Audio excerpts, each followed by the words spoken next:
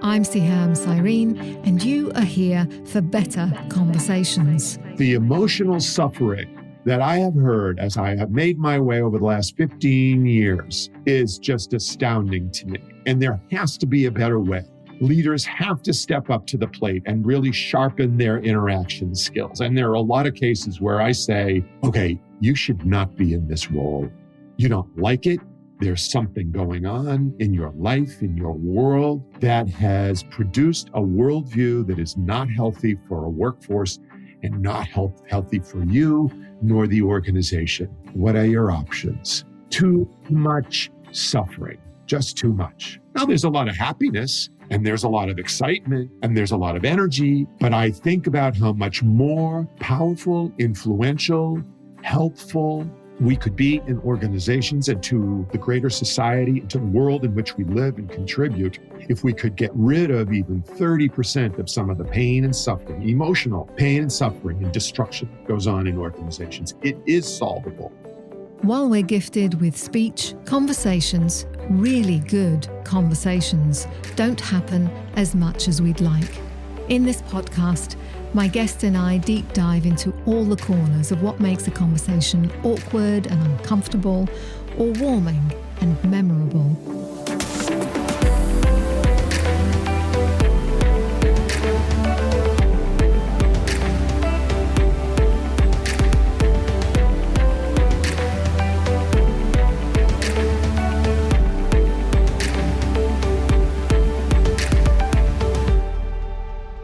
My guest is Dr. Rob Bogosian, the principal at RVB Associates, co-author of Breaking Corporate Silence, and has been featured in numerous business publications, including Business Insider, CNN Money, The Economist, Entrepreneur Magazine, and more. He partners leaders and businesses to make sure that their leadership development strategies are fit for purpose.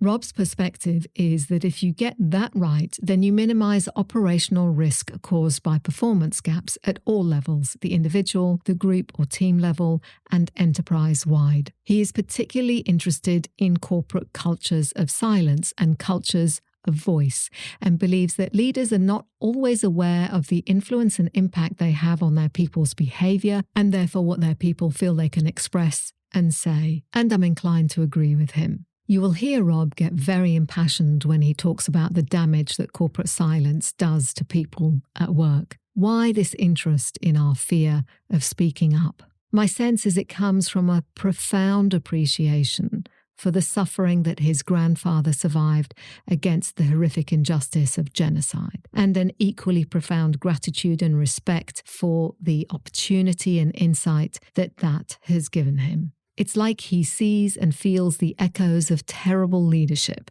and the suffering it inflicts on people in what he witnesses in his clients' organizations today. He says, we can do better in leadership, much better.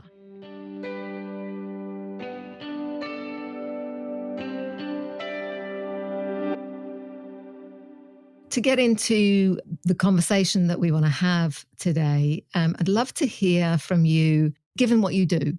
Who are your stakeholders? Who are the people that you have to influence day to day? Well, the target people, the target audience are leaders. And it doesn't really matter what level they are in the organization. If they have people who rely on them for support, guidance, direction, and hope, they're part of the target population.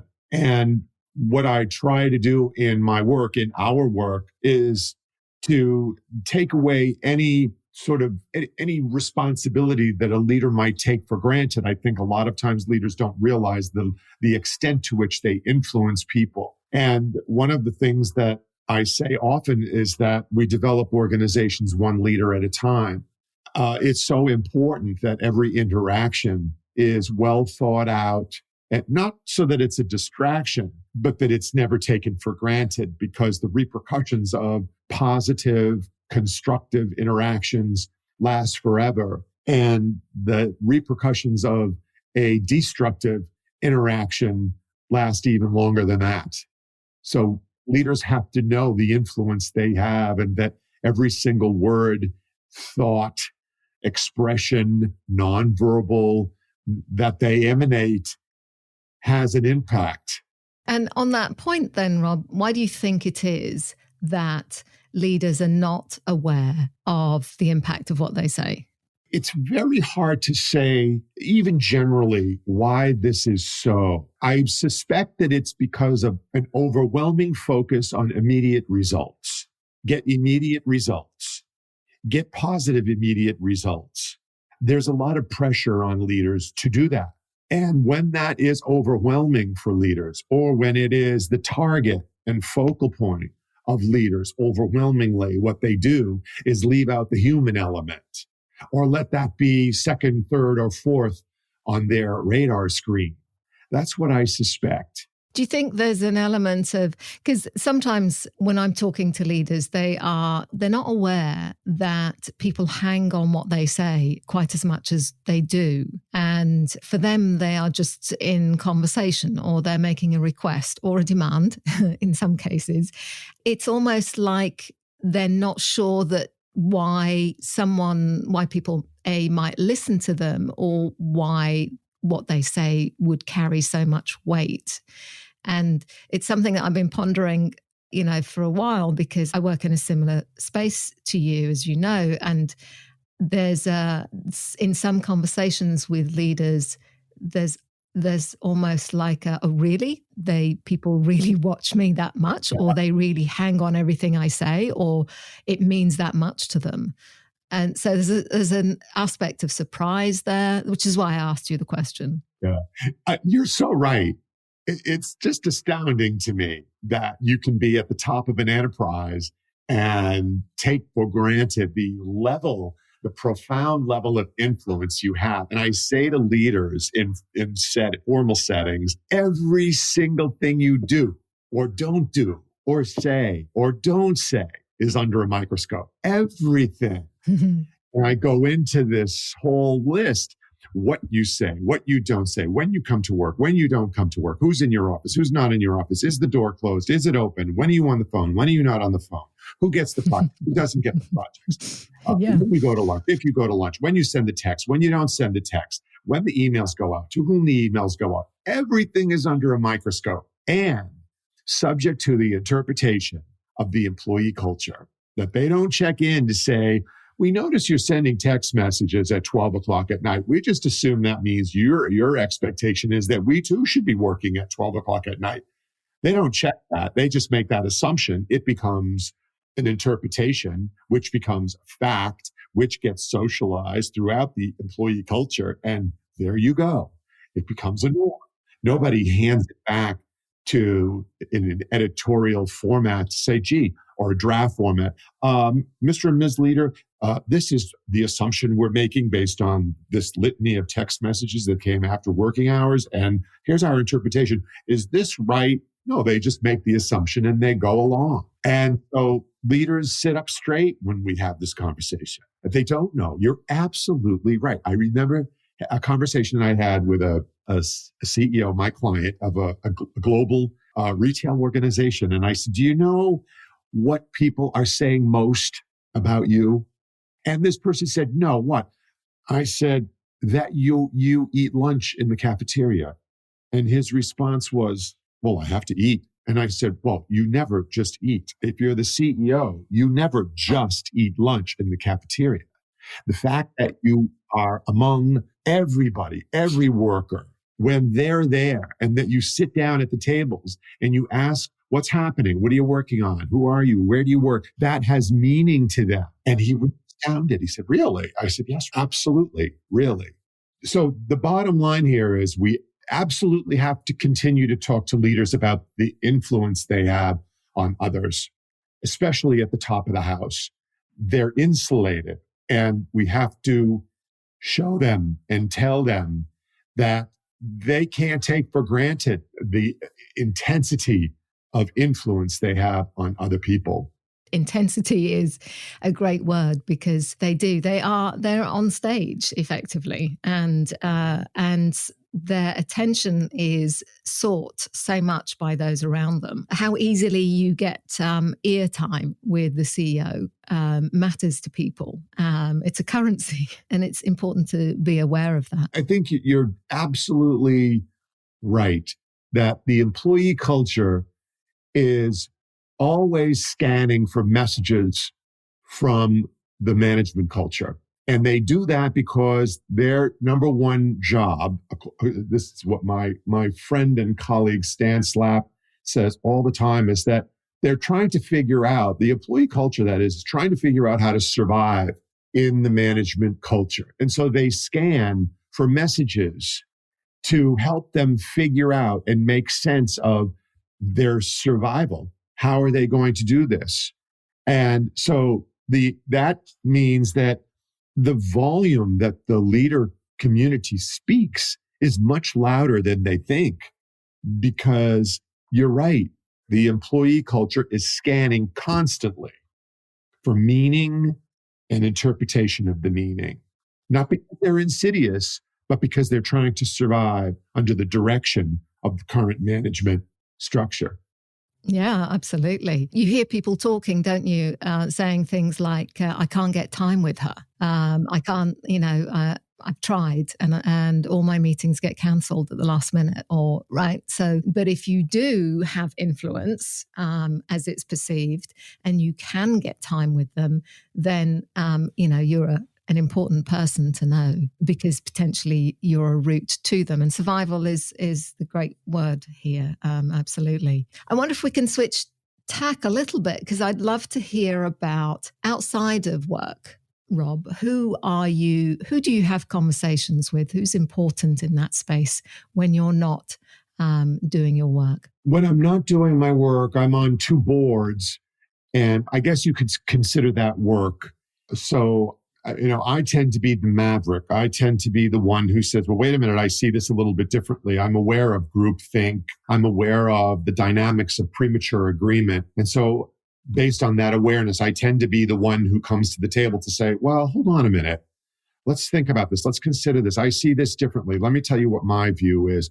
I do that very consciously, not to be an obstructionist, but to be the person who says, let's not go to premature agreement because we want to be a harmonious group, or we want to protect our membership in the group. Then I have my social system, and my influence, I believe, is the listening piece of my interaction with people. And I do that because in social settings, I tend to observe people hijacking conversations nonstop. So nobody's really listening to anybody. So someone will make a statement about a preference, or I like this, or I'm going to this place on my holiday. And within a nanosecond, another person in that social circle will hijack the conversation and start talking about where they're going or what they're doing. It's really comical. So I try not to do that. I try to focus on listening. And I have this rule that I propose, especially when I'm working with MBA students. I teach in an executive MBA program at a university in Southern Florida, which is part of the state university system. And I say, okay, there's a rule that I want you to try and track called the 20-80 rule. And I want you to talk and tell about 20% of the time and listen and learn 80% of the time. And then we get into learner orientation. And it works. I mean, nobody's going to audit that ratio, but I want people to be aware and fully conscious of the fact that if they're talking and telling 80% of the time, then they're not listening and they're not influential. And it's amazing the feedback I get from leaders with whom I work and my students when they try, and we call it try it, track it, when we try and track this ratio. So socially, I have a circle of folks that I interact with regularly. Now, some of it is face-to-face. A lot of it is face-to-face. And a lot of it is text messaging. And I apply the same inquiry advocacy ratio. So rather than making a statement, I don't think you should, why don't you, I'll always ask, how did you get to this place? Or how did you make this decision? Or what was the criteria for this decision? I want to ask before I tell, because the last thing I want to do is engage in some back and forth ping pong conversation that just goes nowhere. Right. Can we just jump back to the 80-20 rule you were talking about? What is it that people notice when you get them to do that exercise? How much more information they get from their workforce and how valuable that information is. Right. It's the number one thing that I hear from people. I never thought They say things generally like, I didn't know how capable my people were of solving problems that I thought I had to be the one to solve. So they learn, oh, I can leverage my resources, and they are a little bit more competent than I have given them credit for. And I don't have to be the one that comes to the table with all the answers or all the proposals. It's interesting, isn't it? Because it's almost like the realization is a relief. It's got to be, right? Yes, it's kind of a relief. That's what they say. I don't have to carry that around on my shoulders. And they don't. And it's sort of like it's the first lesson of leadership is use your resources. Use your resources, develop your resources, strengthen your resources. That's your job. Your job is not to do all of their work or to check in like you're on a production line in 1940s. But your job is to develop and to prepare your workforce so that they're fully capable of making decisions and solving problems without you. Right. They're in the doing mode rather than the being mode. They forget that that's in fact what their role now is. It's true. And to take that a little further, if we do root cause analysis, why is that? Why is there this hovering, checking propensity? Why? Is the environment threatening? Is there a punishment routine if something is wrong? Why is it? And I suspect that's the case, but I think we can hold leadership accountable for most of the interaction dynamics and most of the development opportunity and the autonomy that they provide.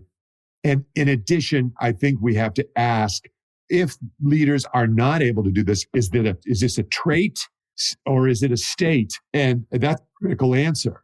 If it's a state of one's personality, or a trait rather, then there's an intervention there that's very one-on-one. But if it's a state, then there's an enterprise-wide intervention that has to occur. And so we can't apply a solution until we know what that root cause is. Also about the 80-20 rule, I think there is this generally, not just among leaders, and you talked about people wanting to hijack conversations. There's a talking at people, is not helpful on a number of fronts. One, it stops you from getting useful information, as you just explained, but also shuts people down in terms of, well, okay, so you've told me how wonderful you are and I haven't made a connection with you. I'm not sure, why you want to tell me that, why that's important. But this need to talk at people is so widespread. And certainly difficult habit to break. And I see it a lot among salespeople, particularly junior and inexperienced, but also some, quite seasoned salespeople who've been in that space for a very long time. What are your thoughts about that? I think the 20/80 rule applies, and you're absolutely right. The talking at people is destructive. And you've said it perfectly. It shuts people down. They stop listening. And when I ask leaders about group settings and the 20/80, I ask them what's going on. What are the listeners doing when, in particular, if they talk about other leaders who dominate the conversation and do nothing but talk and tell? And I say, well, what is everybody else doing in the room non-verbally? And what I hear most is pushing back away from the centerpiece, the table, pushing back, leaning out, and eye rolling. Oh, that's really engaging. So if you don't like that, if you don't want to be on the receiving end of that, don't be on the delivering end of that. So my posit is the leader's job is selfless. It's never about the leader. It's always about other people, other-centered, not self-centered. Never. And if you have a high need for self-affirmation, approval, you're going to have a hard time as a leader. You have to have a secure attachment in order to be an effective leader. And I'm not sure enough of our leadership population is securely attached, meaning if you're familiar with John Bowlby's work in attachment theory, very profound and very instrumental in the way leaders show up today and meaningful is that if you are attachment anxious, that shows up at work. And if you're attachment secure, that shows up at work. It's easier for the securely attached leader to be other centered. They can ask leaders, they can ask other people for their views and opinions. You know, we have this iceberg of ignorance that we show. It came out of a quality conference in Tokyo, I believe. I don't remember the exact citation, but what it shows, this research, was that 100% of operational problems are known by the lowest levels in the organization. And when you get up to the C-suite in 4 categories above, only 4% of operational problems are known at the senior levels. 4%. And you might say 96% of the problem information goes away because that's why we pay people to solve problems. Yes. But even if 5% of that 96% represented significant risk to an organization, would you want to know about it? And the answer universally is absolutely. So the question becomes, what are you doing to encourage upward communication and upward knowledge flows?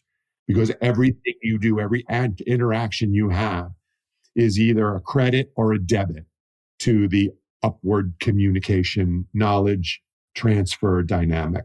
And then we get into the space of ethical blindness and not wanting to share stuff because you think that audience doesn't want to hear it or isn't engaged or not interested in it, right?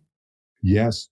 Oh, now you're talking about the mum effect, which is very prevalent in organizations. So this research is fabulous. It was actually, the seminal work is back to the 1970s. Tesser and Rosen, they did research in the medical community, and what they found was that doctors had a hesitancy to communicate bad information to their patients because they didn't think the patient could hear it, so they withheld it. And I think the mum effect operates quite effectively in organizations. I mean, it's ineffective, but it operates quite a bit where a leader, well, I don't think they can hear this information, maybe not overtly saying this, but they withhold. And when we look about the feedback dynamic, I wonder just how many members of the employee culture are missing important feedback that could help them because the leader is fearful of the response. Yeah, the mum effect, which I characterize as the minimization of undesirable messages. That wasn't Rosen and Tesser's intent. It wasn't their acronym, but that's how I characterize it. And I try to use it as a way to help leaders become more influential. Yeah, so you're absolutely right.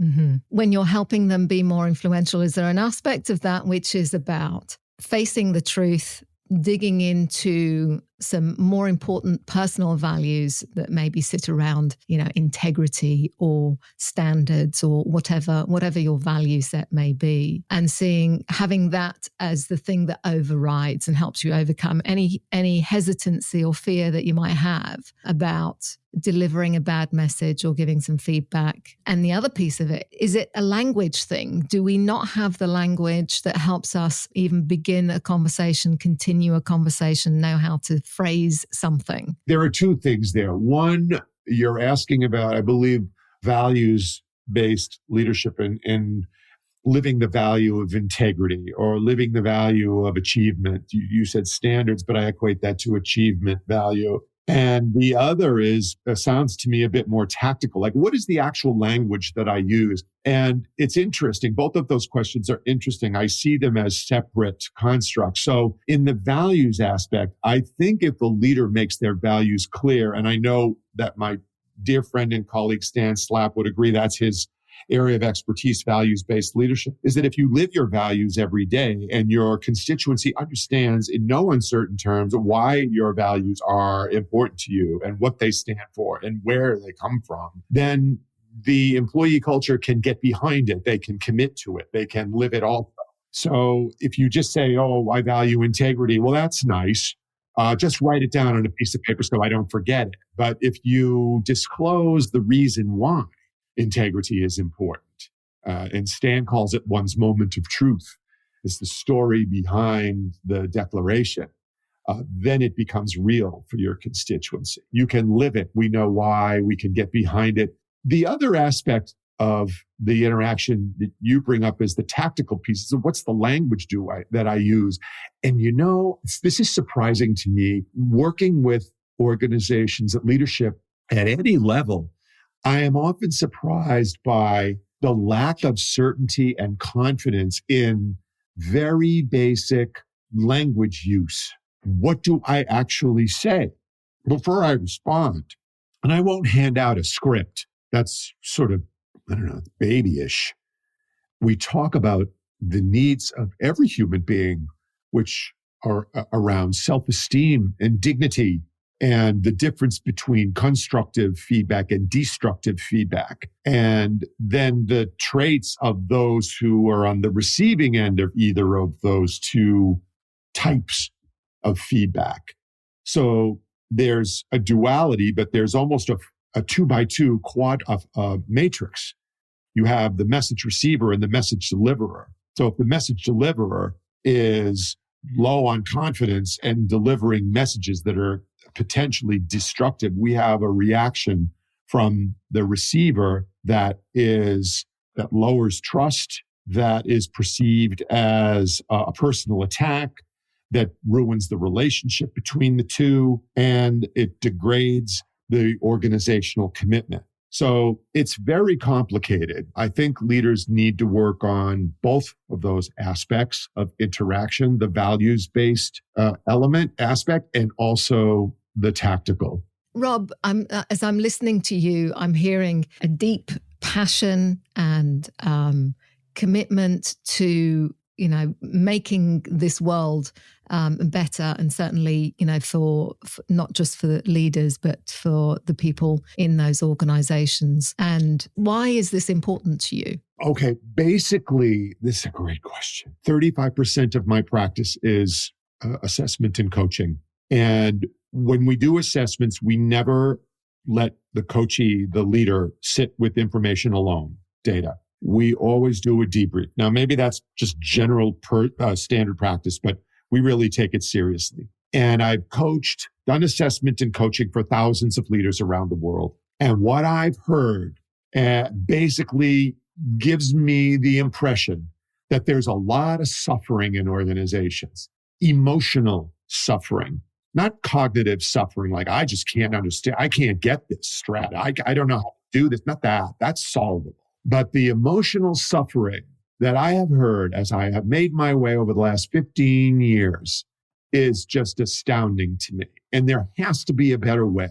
Leaders have to step up to the plate and really sharpen their interaction skills. And there are a lot of cases where I say, okay, you should not be in this role. You don't like it. There's something going on in your life, in your world. There's something that's happened in your life, in your world, that has produced a worldview that is not healthy for a workforce and not healthy for you nor the organization. What are your options? Too much suffering, just too much. Now, there's a lot of happiness and there's a lot of excitement and there's a lot of energy, but I think about how much more powerful, influential, helpful we could be in organizations and to the greater society and to the world in which we live and contribute if we could get rid of even 30% of some of the pain and suffering, emotional pain and suffering and destruction that goes on in organizations. It is solvable. I think, on the positive side to that is that there's a growing awareness, isn't there, that our mental health at work is important. And we're getting better at being more open, but we've still got a long way to go. And so there will continue to be a lot of emotional suffering in that space. I wonder if I could take your view on something else, something that sits in my mind a great deal. And I wondered whether you might have a perspective on it that may frame it differently for me. In this whole sort of startup, scale up, new venture, founder, fame world that we live in, where everyone's seeking, the next greatest thing that's going to give them a global platform or a global profile. I have a fear that we are entering into a territory where we're chasing the wrong stuff, that people are drawn to, the fame that being a founder gives you. that is celebrated. And you can go through several rounds of funding and not be profitable, but that's okay because you've got a public persona. I wonder whether that's setting us up for more emotional hurt within organizations. Well, here's my hope, that the entrepreneurial spirit comes from a personal need for achievement and the pursuit of greatness and idea generation and wonderment. I hope that it comes from a good place. I hope that it's not a shallow desire. There are lots of ways to get attention and to achieve fame and wonderment. And I think if you want to be a stage actor, go to Hollywood, roll the dice. But my hope is that the entrepreneurial spirit that drives so much of the innovation that we see today, whether it amounts to anything or not, is coming from a very good place. I hope. Oh, for sure. I mean, there's some wonderful stuff being created, but there's also just the space that I work in. I wonder about, the importance, we were talking earlier about leaders and not appreciating the weight of what they say and how that lands for people and the impression that makes on people. But there's also this other wave happening that I see where there's everyone's trying to rub shoulders with the right person and get the right profile. And a lot of people talk about even LinkedIn becoming this place where it's very self-congratulatory. It's moved away from being a source of useful information sharing to more of a look at me. Aren't I fantastic? I'm doing this. And so people are engaging with that in a different way or switched off completely. So, but that to me says that there's a hunger for recognition, acknowledgement from our peers. And it's there. I haven't got the answer myself, but there's something about it that unsettles me in that desire to be seen and known. Yeah, and why is it unsettling for you? I guess you're supposed to ask me the questions, right? So, it's very interesting when you talk about LinkedIn, because I've seen this trend as well. And I'll give you an example, if I may. So I do key speeches, right? And I have somebody who helps me with social media. And so they take sound bites out of these speeches, quick hits. They're very quick, poignant, 1 minute or less. And they get posted to social media. And twice in the last month, we were at charity events and 2 pictures were posted separately. Those pictures, they're just pictures, in LinkedIn got 40% more attention than the content 1 minute or less clip. That was astounding to me. It was a picture. Here we are at charity event X. Here we are at charity event Y. So it just kind of blew my mind, but it's exactly what you're talking about. I think social media platforms have given others a pseudo red carpet opportunity. You're right. It is a little troubling. It's very selfish. I mean, yes, it's selfish, but the unsettling piece for me is it says that they're not grounded in who they are. And, they're going for the dopamine hit. And yes, I get that you have to self-promote. We all do. But there's an appetite for it that just feels unhealthy to me. It feels like it's over the top. I don't know what it is. I'm probably upsetting a lot of people by what I'm saying, but it just doesn't feel like it's genuine, like it's grounded in, I don't actually know who that person is by what they've shared. All I know is that they want lots of likes and they want to, they want that pat on the back. I don't actually know them any better. And that, in the space that we work in is the complete opposite of where we try and support people. Right. Right. I think the dichotomy is meaningful versus meaningless. I mean, an image at a charity event or whatever, okay, it's instantaneous, but there's no content, there's no takeaway, there's no knowledge shared. So I absolutely agree with you. And I think I'm very happy that you brought that up because it's now giving me pause to lean more towards that instantaneous, oh, if that's what people want, I'll give them more of that. But no, I think you're right. I'm glad you brought that up. I think I have to get back to the roots of sharing knowledge with people. Yes, I think we need to be aware of that and know how to do it. And if you take that inside an organization, one of the things that is enabling about a culture of voice is that it speeds up knowledge transfer, especially cross silo, meaningful knowledge. And what we know to be true from the research is that cultures of silence slow or stop knowledge transfer. And knowledge is valuable. It leads to all sorts of things, in particular innovation results and idea generation and problem results. If we stop it, if our culture stops it or slows it, then it prolongs or degrades the problem-solving process when it needs to be quick, nimble, and responsive. It slows the innovation process. It slows or stops the idea generation process when we really need it to speed up and go at lightning speed. So that's sort of what's coming up for me as a result of the discussion. And it is, and you've brought it back into the sort of the workspace, which I think is key, because it's a risk to an organization if you're chasing something that is about getting airtime and a pat on the back and recognition, rather than truly being useful to those around you and in service of what you're there to do, and that exchange. We're going to take a quick break. And we'll be back right after this. Better conversations. We all want to have them at work. Have you often felt that your colleagues haven't always received your communication in the way you'd like? Or that you struggle to express yourself clearly on issues that matter? When someone can communicate with clarity, confidence, and empathy, their team becomes inspired. As leaders, part of helping our team to do their job effectively is to motivate and guide our people to deliver on their goals. And when we're equipped with coaching and communication skills, it provides a platform to be our strongest and most confident self, a leader everyone trusts. Did you know it's the #1 skill that sets the top leaders apart from the rest?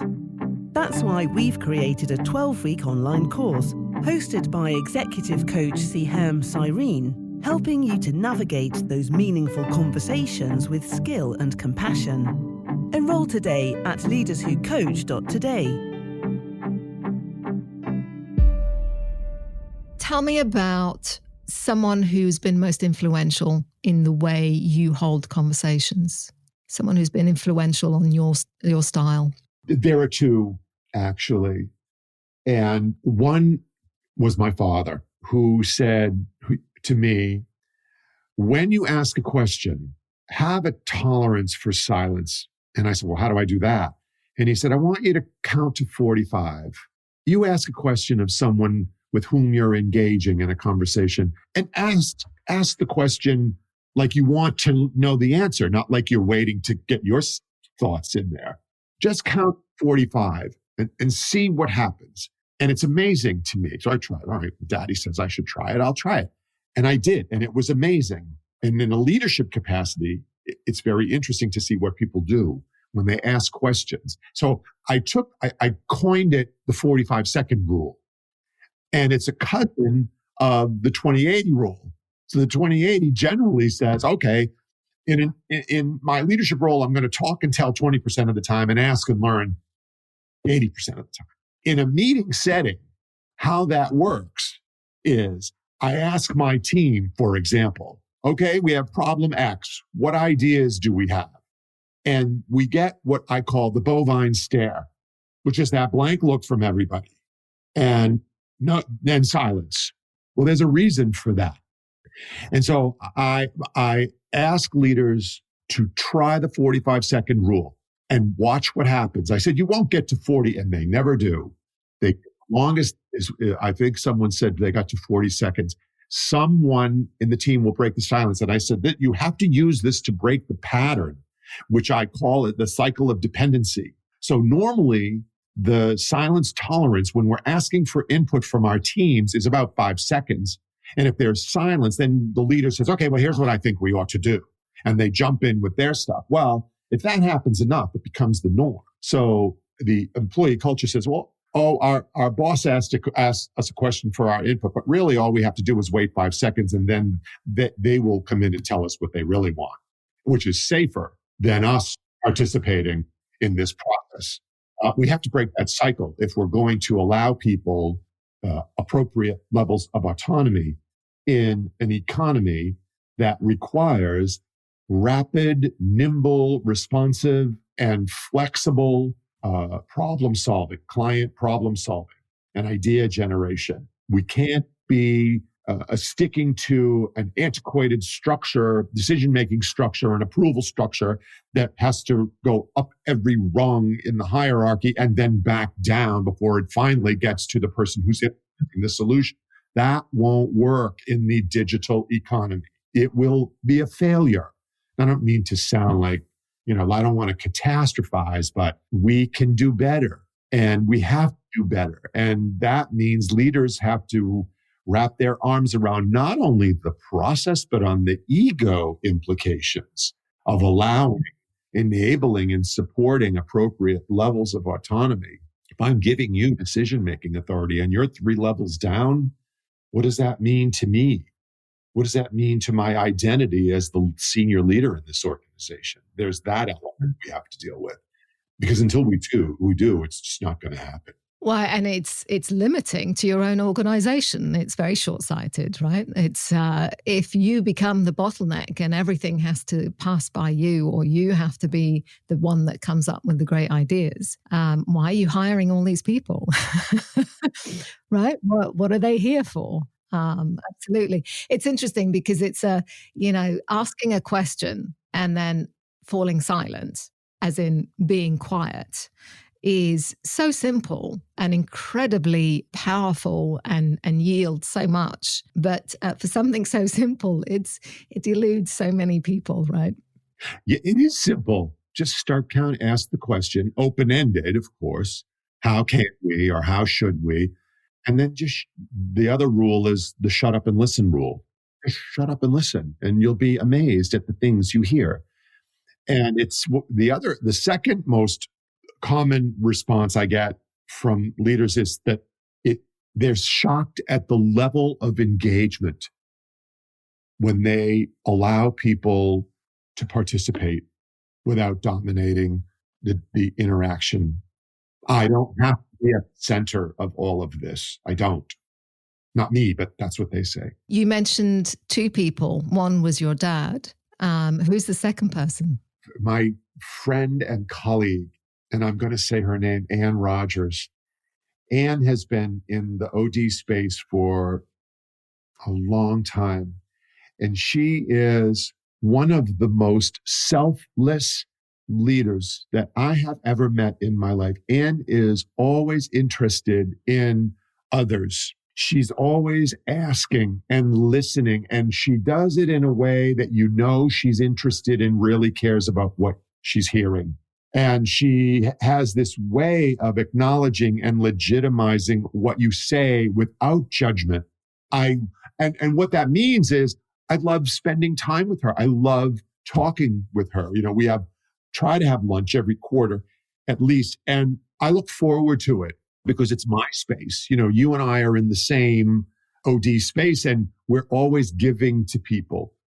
And how do we take care of ourselves? Now I'm being a little selfish, but Ann is influential in that I can really go through the sense-making process with issues that are important to me without any interruption.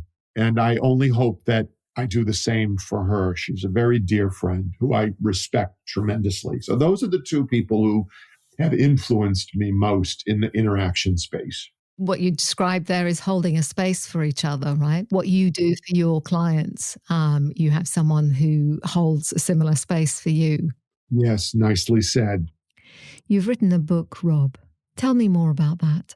The book I wrote with my friend and colleague, Chris Casper, who is an expert in emotional intelligence. Chris studied with Solovey and Mayer, who did the seminal work on emotional intelligence. She's very fortunate to have that experience. And so I thought she was very important, part of the team to write the book on culture through silence.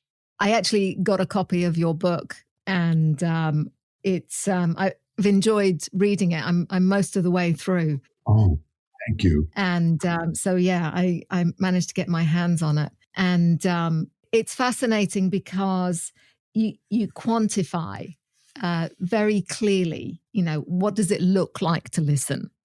What are you doing in the moment? I love the assessments and so on that you have in the book. Why was that an important book to get written? Well, it came from my research, and it troubled me that silence was causing such emotional pain. Here we go back with the emotional pain. It wasn't cognitive.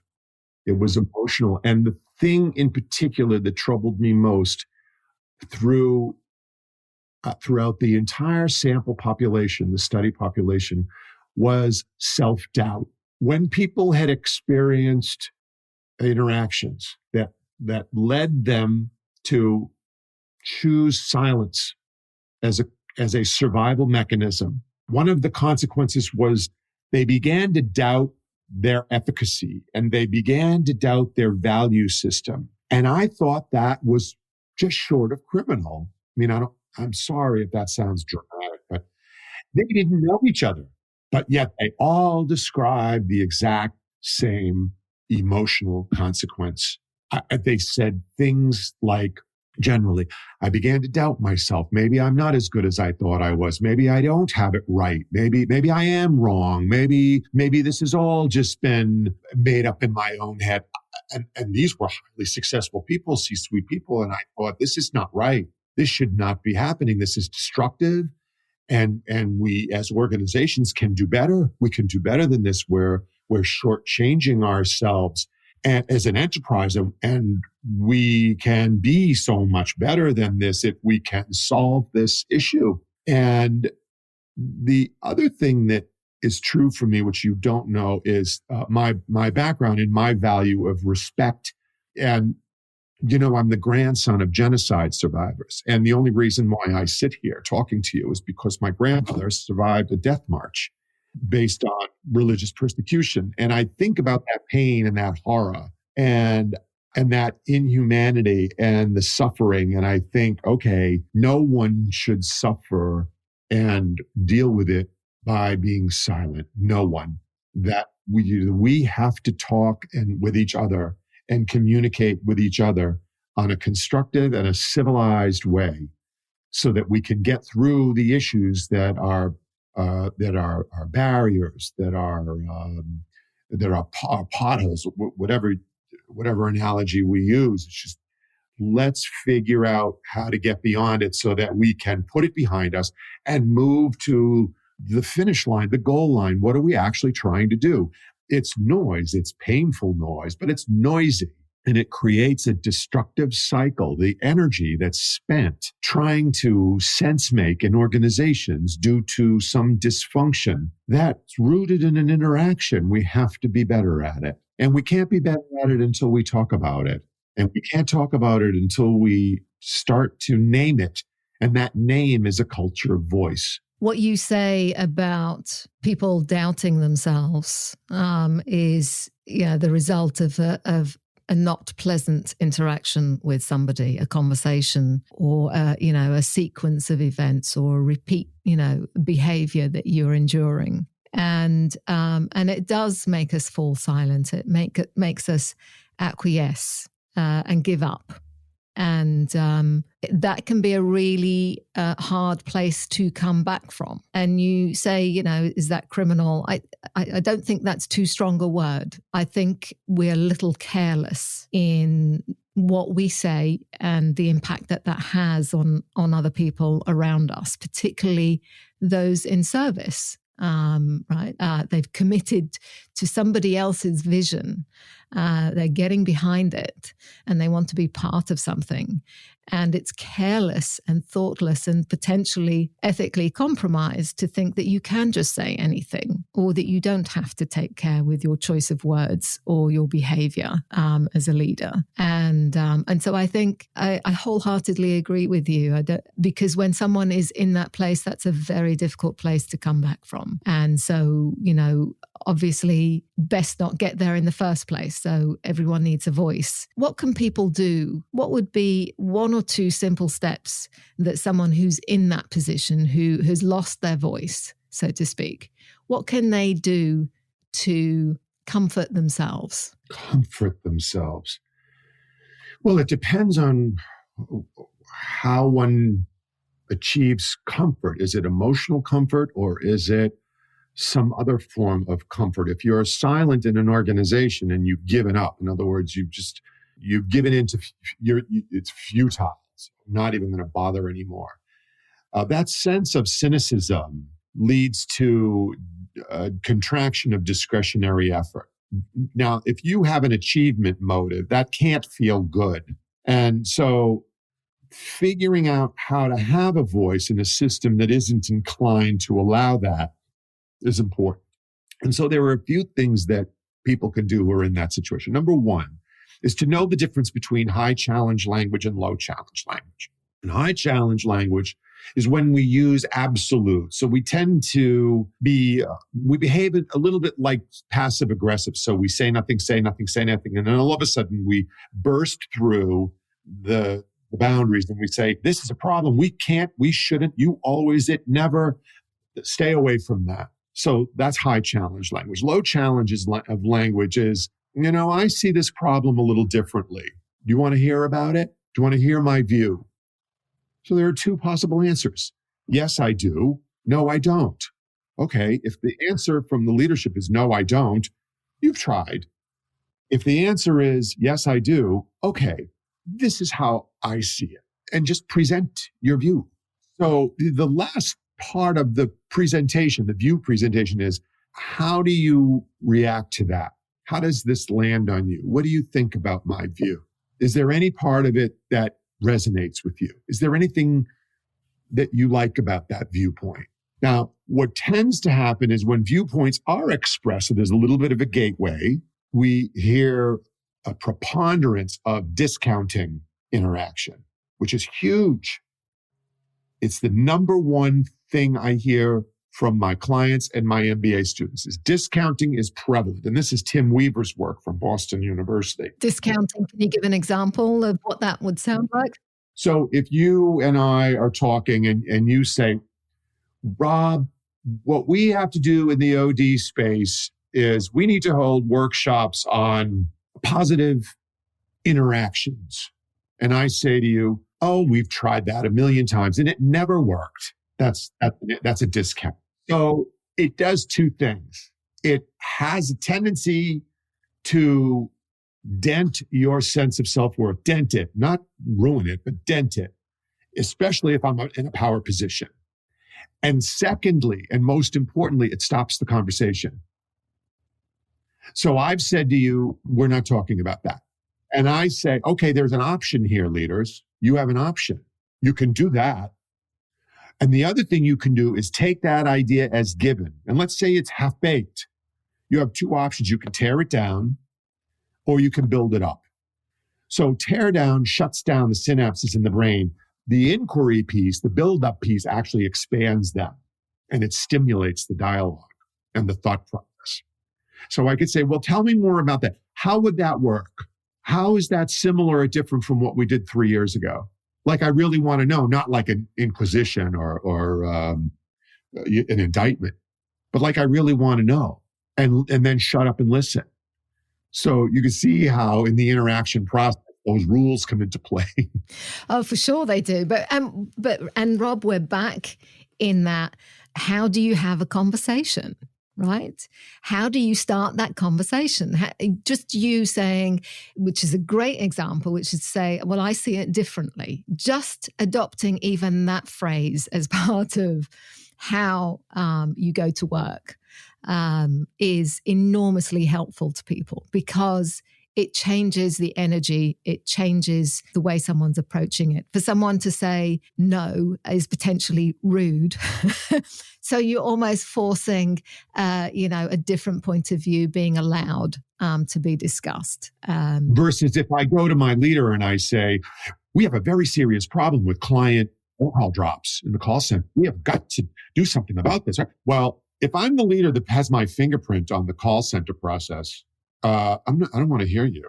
I don't want to hear you. So, yeah. Why don't I get back to you on that? But I never do because I never have any attention to. However, if I come to my leader and I say, so based on the latest call drop reports, they're running around 30%. Is that okay with you? No, it's not. It isn't okay with me either. And I have a couple of thoughts, and I want to run them by you. Are you open to that? So you see, we're using inquiry rather than advocacy. We're asking, and we're not telling. So even on the other side, where we're in the employee side, we're pushing up. We're issue selling, as Jane Dutton would call it. We're pushing communication and knowledge up the hierarchy. Now we're dealing with ego dynamics. So that pushes a lot of skill level at those who are lower in the ranks, who, according to the iceberg of ignorance, have all the information. Now, if the leader isn't asking, hey, what are you noticing about call reports? If they're not asking that question, then somebody wants to bring it up. You have to bring it up in a way that's A, non-threatening, B, generally low challenge. And the best way to do that is through inquiry. I know something about this. And I have some views about how we might be able to make it better. Are you open to hearing? Yes, I am. Great. When can we have that discussion? Oh, check my calendar. No, I'm not. Okay. All right. If you change your mind, let me know. But I don't think it. I think that's spot on. And it's being able to ask and have an approach that works in those situations where emotions are highly charged.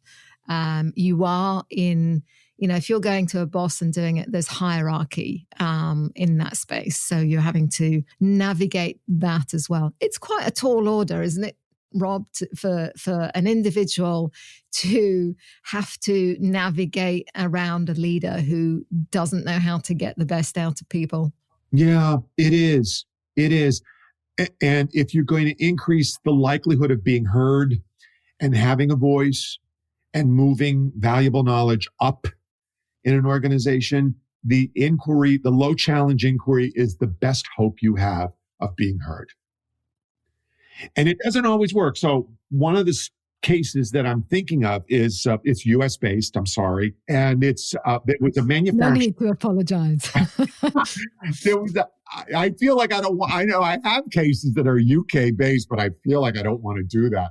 So there was a case in the ice cream manufacturing business here in the US. This was a couple of years ago. And a member of one of the manufacturing on the line in one of the sites, there were two sites, one in Southwest and one in Southeast United States. And one of the members of the manufacturing team I think it was a woman, raised her hand and said to her line supervisor, something's wrong here with these ingredients. Something's wrong. The texture, the odor, it's not done. There's something wrong. And the leader said, just be quiet and get back to work. Now, not only did she hear that, but everybody around her heard that. And the interpretation was, don't bring up any problems to this leader. That's how it was socialized.